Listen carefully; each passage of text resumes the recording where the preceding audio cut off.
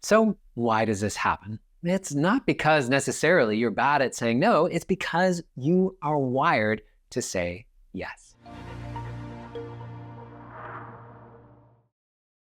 Hi there, Kelsey Toner here, the founder of Guest Focused Tour Business Coaching, where every day myself and our team of extraordinary tour business advisors are helping you build a thriving, profitable tour business. Welcome back to our series on how to be productive as a tour business owner. As a reminder, this isn't about working more. It's about getting out of reactive mode. Stop being a firefighter and get back in control of your time, energy, and your focus. With less chaos, with less overwhelm, you can make real progress on the work that matters most. Today, we are going to be talking about something that might be the root cause of your overwhelm, is that we are saying yes to too many things. Yes to the custom tour request that didn't quite fit, or yes to the partnership that looked good on paper. Yes to the quick favor that eats up a good part of your afternoon. Yes to the opportunities that sound exciting, but leave you drained. Every yes is a commitment of your time, your energy, and your focus. And if you're saying yes to the wrong things, you're saying no to the right ones, even if you don't realize it. So why does this happen? It's not because necessarily you're bad at saying no, it's because you are wired to say yes. We have often an optimism bias. You have to have one basically as an entrepreneur. First, the fear of missing out. Oh, what if this is an opportunity that changes everything? What if I regret saying no? So we say yes, just in case. Second, many of us who work in the service industry, we tend to be people pleasers. You don't want to disappoint anyone. You don't want to seem unhelpful. You don't want conflict a lot of the time. So we say yes, just to keep the peace. Thirdly, we might have a scarcity mindset, especially in the early days of a tour business. You feel like we can't afford to turn anything down. Every booking matters, every opportunity might be your last. So we say yes to a lot of things. Lastly, and this one's sneaky, we assume future you will have more time, more energy, more capacity than present you. So we commit now, figuring we'll figure it out later. But later you has the same 24 hours. And now later you is drowning in commitments that past you already agreed to. Here's the math that a lot of tourism entrepreneurs miss. Every yes consumes resources.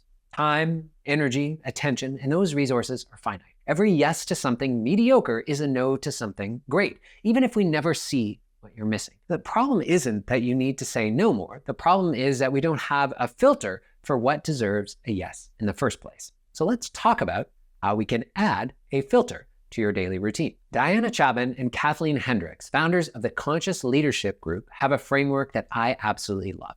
They call it the whole body yes. The idea is simple. Before you commit to something, check in with the 3 centers of intelligence, not just one. I actually first heard about this on the Tim Ferriss podcast, and it's something that I quickly fell in love in and use on a daily basis. Most of us make decisions with our head only. Does this make logical sense? Does the math work? Is this a good opportunity on paper? But logic alone creates burnout because we can talk ourselves or reason ourselves into almost anything. The spreadsheet says yes, so we say yes, even if something feels off. The whole body yes adds 2 more checkpoints to your decision making. We start with the head, which is, of course, does this make logical sense? Is this a reasonable use of my time and resources? We want to reason things through. But the 2 additional are the heart. Do I actually care about this? Am I genuinely interested and excited? Or am I just saying yes because I feel obligated, or for one of the reasons that we covered earlier? And the second is your gut. Does this feel expansive or contracting? When I imagine doing this, do I feel energy and openness? Or do I feel heavy, tight, or drained, maybe anxious and nervous? A whole body yes is when all 3 are in alignment. Your head says it makes sense. Your heart says you genuinely care. And your gut says that it feels right. And if any one of those 3 is off, it is not a whole body yes. And anything less than a whole body yes often leads to resentment and regret later. This isn't woo-woo stuff. It's practical wisdom. Your body picks up on things that your conscious mind misses. That tightness in your chest when you consider a partnership, that's data. That heaviness when you imagine doing all the work that goes into that new opportunity, that's data. And we want to train ourselves to appreciate and factor it in. We can make this a little more concrete with some real-world examples. Let's say that you're approached by a company and they request a highly customized corporate experience. It's outside of your normal offering. The logistics are complicated, but they're willing to pay. Your head says, well, it's revenue and we can make this work. But your heart says, I don't really want to do this, or this seems like a lot of work. Your gut is saying, this feels heavy. I'm already dreading it. Well, that's not a whole body yes. And if you say yes anyway, you'll often resent it the entire time. You'll probably undercharge because you just want it over with, or we won't give it the attention that it deserves. A second example would be a potential partner that reaches out. They want to collaborate, cross-promote, maybe bundle some of your services. Your head says, well, this could expand my reach. Smart move. Your heart says, I don't really connect with this person or their brand, or it feels like a bit of a stretch. Not really energized by it. Your gut says, hey, something feels off, but I can't quite put my finger on it. Well, again, that's not a whole body yes, even if there's really compelling reasons and there's some opportunity cost to saying no. Partnerships without the genuine alignment tend to fizzle out at best or create headaches at worst. Ali Abdaal, a productivity YouTuber and creator, has a related concept that he calls the hell no list. The idea is to pre-decide what you're not available for so you don't have to make the decision in the moment.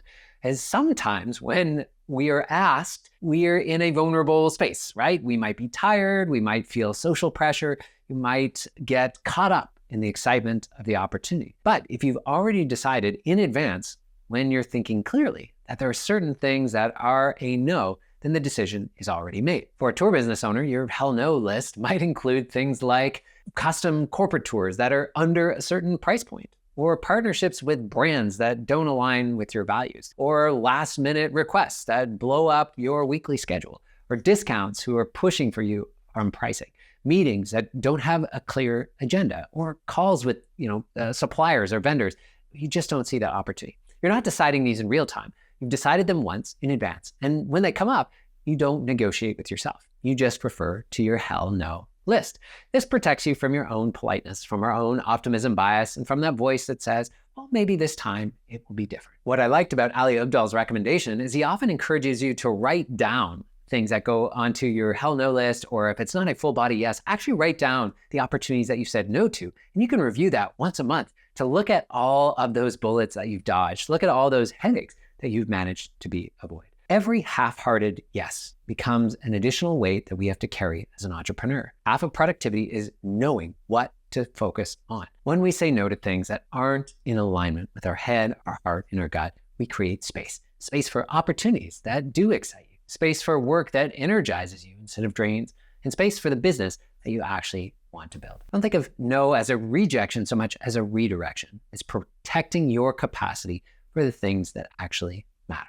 And honestly, a lot of people respect a clear no more than a reluctant yes. They can feel the difference or dragging out a decision. There is no question in my mind that I've become a better entrepreneur by being able to say no, or no thank you, or not right now more often, especially with all kinds of requests that come through my inbox. By using that full body yes, I'm able to check in with my instincts or maybe irrational feelings about it. I don't always have to be, trust me, as somebody who's often very rational, very logical, I like to think things through and spend a lot of time overthinking things, giving myself permission to check in with that gut feeling and not necessarily dismiss it, but to view that as data, a recognition that, especially for those of us who've been in business for a handful of years, maybe even a handful of decades, those instincts, those feelings in our heart, in our gut, have to do with our energy and our instinct, are really, truly valuable. And giving yourself permission to use all of that data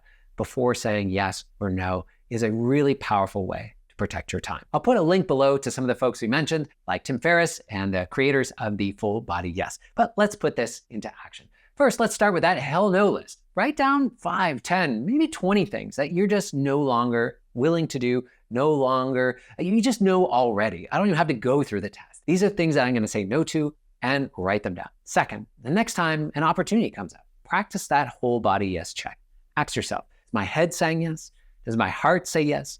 And does my gut say yes? And if any one of those is off, let's pause before committing. That might even be taking a day or two to see if you're still feeling that same way a little bit further down the line. Thirdly, let's have a look at your current commitments. If there's anything that you said yes to that wasn't full body yes in the past, can we renegotiate it, delegate it, or let it go? We might be carrying around a lot of weight that we don't need. If you're watching this series and you're realizing that a lot of your overwhelm comes from commitments and uncertainty about the right decision to make, sometimes one of the best things that you can do is get somebody in your corner. get a second set of eyes on your business. Having somebody that you trust to turn to help you make through some of these key decisions in your business. Our guest focused coaching program does exactly this. And you know what? One of the best first steps for you to take is to book a free strategy call with one of our industry mentors. We'd love to help you be more productive with your time. We'd love to help you get to lots and lots of full body yeses. You can learn more at guestfocus.com/book a call. In the comments down below, we'd love to hear, what are your decision frameworks when an opportunity comes along?